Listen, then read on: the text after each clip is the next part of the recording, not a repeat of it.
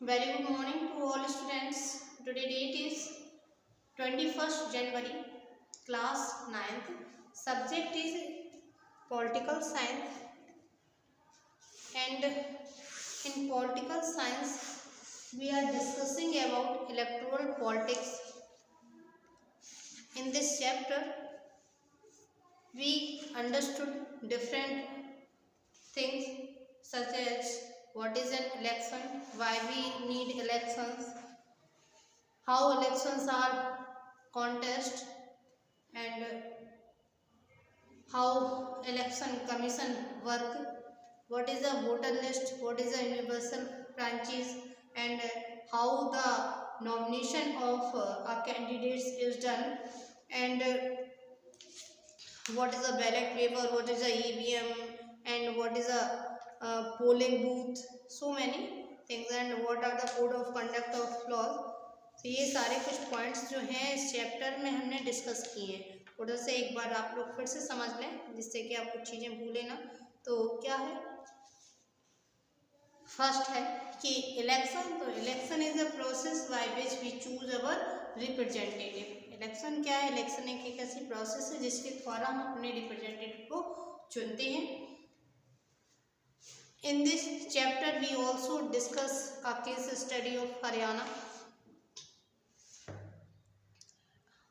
Next thing, why we need election. So as we know that in today's world it is not easy that all people sit together and discuss their problem. So we need elections. By election process we choose our representative who talk to us and know about our problems and also solve our problems. And something, how elections are done in our country. So for holding election commission is responsible. He is responsible for conducting free and fair elections, and system of election in India, as we know that there are three types of government in our country: central government, state government, and local government. There are three types of government. First is central government, state government, and local government. So in central, the parliament has two houses, Lok Sabha and Raj Sabha, and in state, legislative has two parts, that legislative assembly and legislative council. इसको विधानमंडल हम बोलते हैं। विधानमंडल के two parts हैं आपके, विधानसभा और विधान परिषद। तो जो MPs होते हैं, they are the members of parliament, and MLAs are the members of legislative assembly. And in local bodies we see the elections are held in local level. In town areas we see that there is a municipality.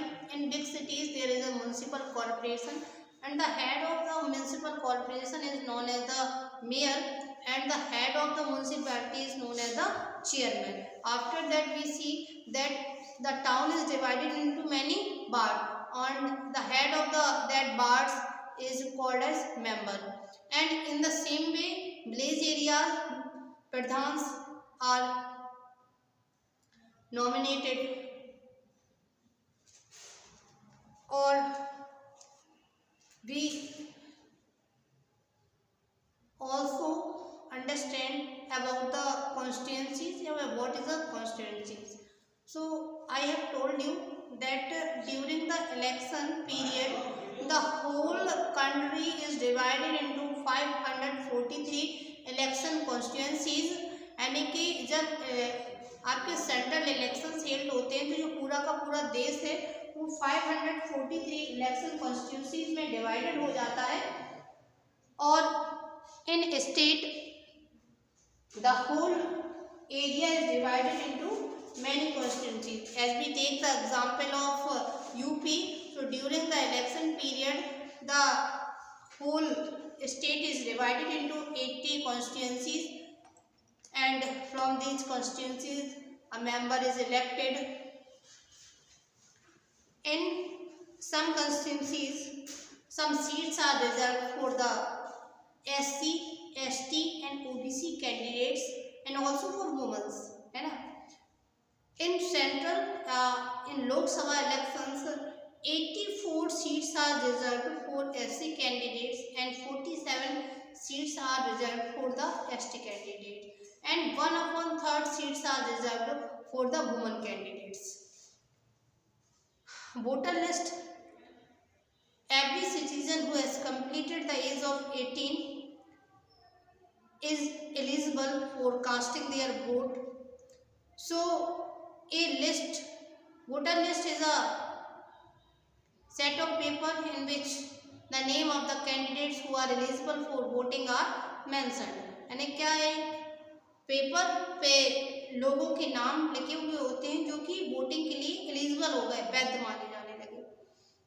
So, according to our Indian Constitution, every citizen has a right of universal adult franchise. Universal adult franchise is the process by which a person who is completed the age of 18 is eligible for casting their vote. यानी कि India में जो भी व्यक्ति जिसने 18 साल की उम्र को कंप्लीट कर लिया है वो अपना वोट कास्ट करने के लिए एलिजिबल है.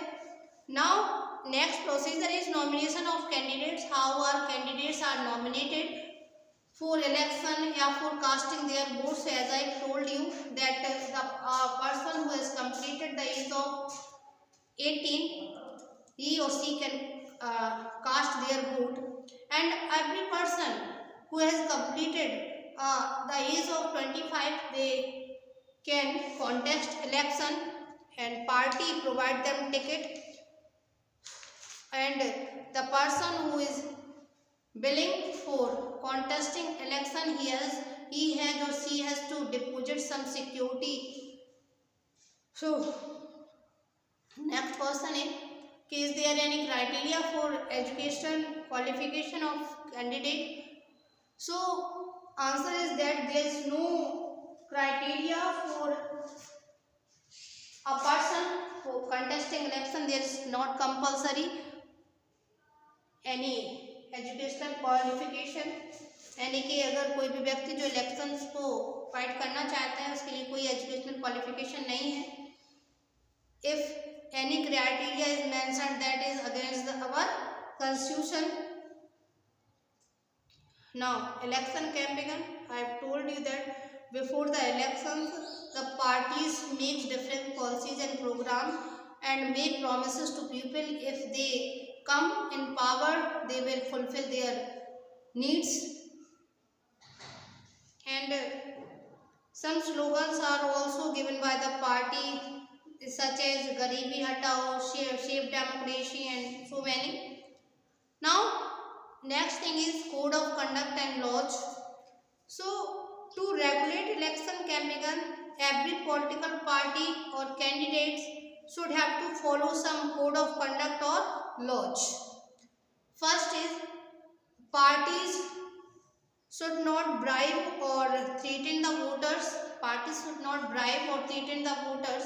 यानी कि जो पार्टीज हैं वो ना किसी कैंडिडेट को या किसी वोटर को ब्राइब नहीं देंगी, रिश्वत नहीं देंगी, ना ही उनसे डरा धमका के वोट को मांगेंगी. They do not also appeal on the basis of their caste or religion.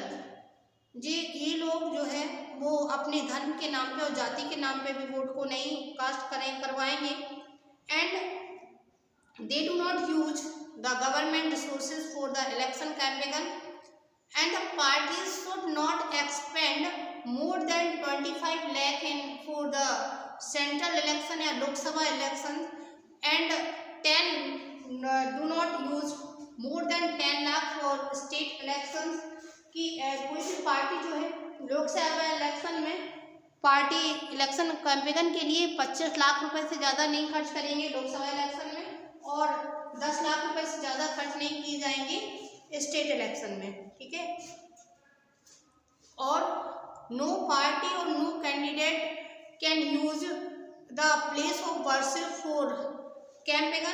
यानी कि कोई भी पार्टी जो है, जो प्लेस ऑफ वर्शिप है, जैसे मंदिर है, मस्जिद है, गुरुद्वारा है, चर्च है, इनका यूज नहीं किया जाएगा इलेक्शन कैंपेन के लिए। No candidates can use government vehicles, aircraft and officials for election.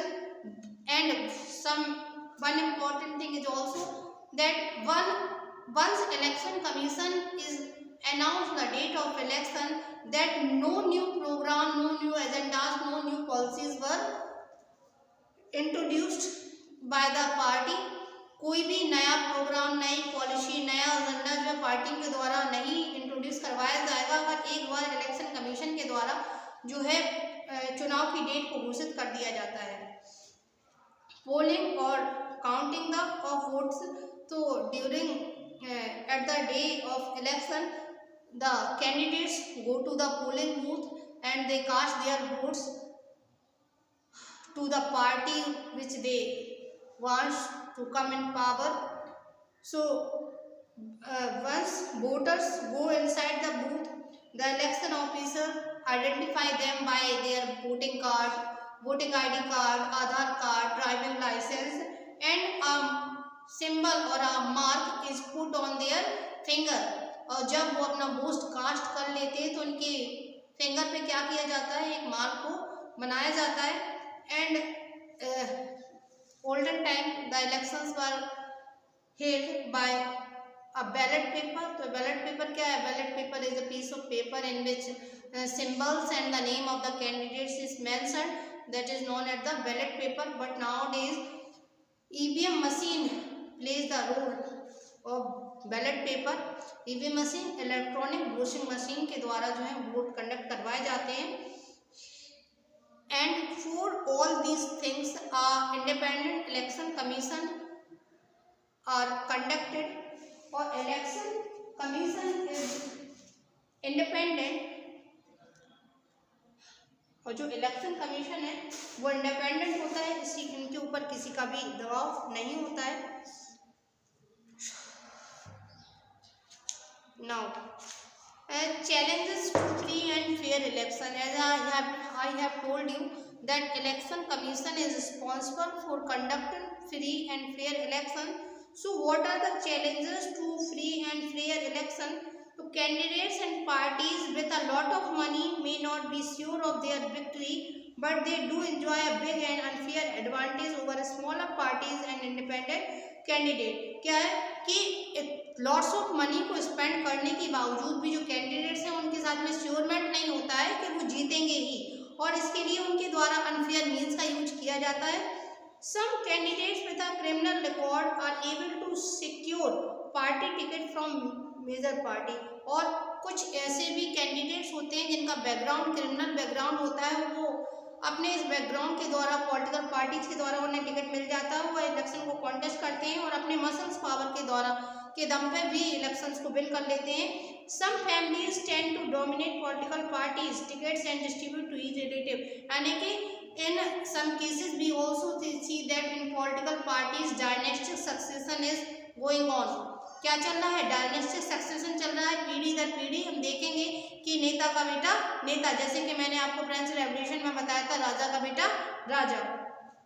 Elections offer only little choice to ordinary citizens as both और major parties are quite similar to each other, यानी कि voters के पास केवल कुछ ही choice होती है, उन्हीं में से उन्हें चुनना पड़ता है कि या तो इनको वोट दो या तो इनको वोट दो। Smaller parties and independent candidates suffer a huge disadvantage compared to a bigger party।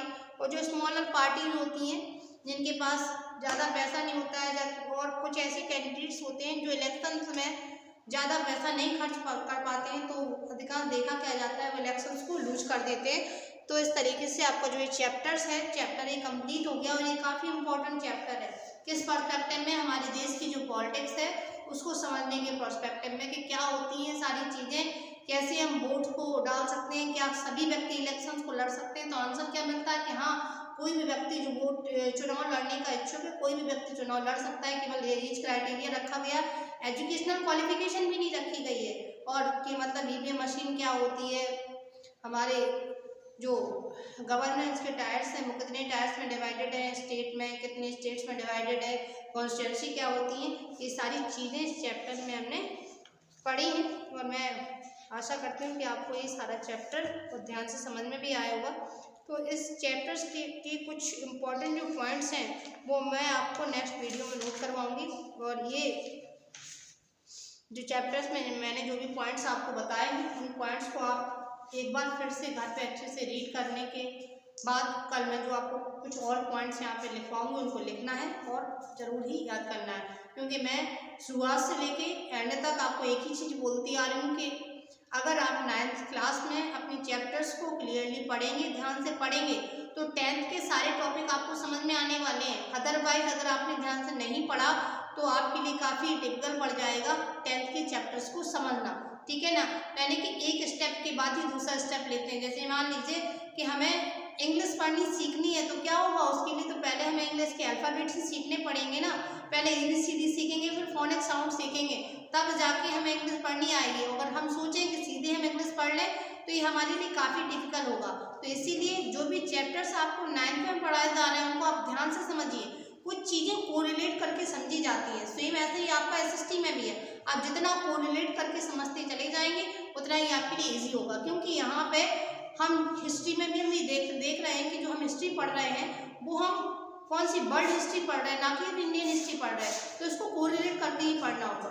तो आज के लिए इतना काफ़ी है। नेक्स्ट वीडियो में हम इस चैप्टर्स के कुछ पॉइंट्स को नोट करेंगे। Thank you, have a nice day and take care yourself.